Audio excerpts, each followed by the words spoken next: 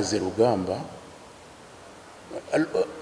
En 1960 combien, j'étais à Bujumbura, l'empereur Haïlé Sélassié est venu en visite officielle au Burundi.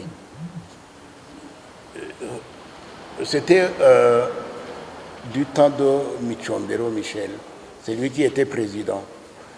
L'accueil et les discours se sont faits au Collège du Saint-Esprit, sur la colline inspirée, comme on l'appelait.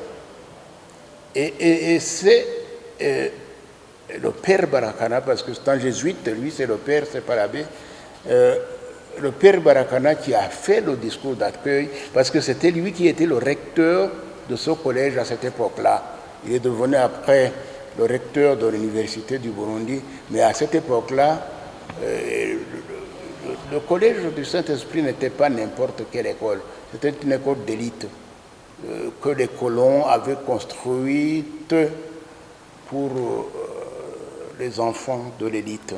Bazungu, Barundi, Banyarwanda, Bakongomani, et c'était vraiment le haut d'en haut. Et le mot qu'il a employé au moins 15 fois, c'était Kaze. Cet empereur, Haïlé Sélassié, qui était un homme extraordinaire, à cette époque au moins, qui avait résisté aux colons, aux Italiens et tout quoi. Il me dit Kaze, Kaze. Et à la fin, pour dire, c'est intraduisible. Donc on ne trouvait pas la traduction idoine pour dire ce qu'on devait dire. Nous aussi, nous pensons que Kaze est presque intraduisible.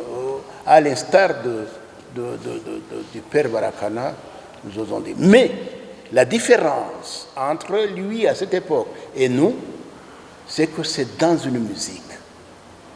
Et la musique étant universelle, nous suboderons que Kazerugamba peut être plus compréhensible que quand il était dans la politique, à cette époque-là.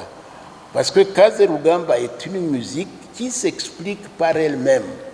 Je suis même presque certain que c'est quelque chose d'immense dans notre culture, dans nos cultures de deux nations. Kaze, ça veut dire ce que ça veut dire.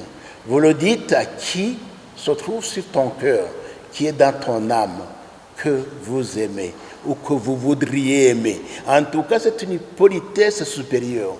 Donc, Kaze, il n'y a pas mieux dans l'accueil, dans la transplantation d'une âme à une autre. C'est une transposition de la pensée et qui va au-delà de la pensée unique. C'est une pensée plurielle, Kaze. Oui. Alors, dire à ce monarque qui était un guerrier fameux, on le sait dans l'histoire, ne pas l'appeler Mubivugo dans ses odes, dans cette poésie épique et dynastique qui était d'utilité à cette époque-là, mais l'accueillir dans une musique superbe, parce que Kazerugamba, c'est vraiment une musique superbe, supérieure.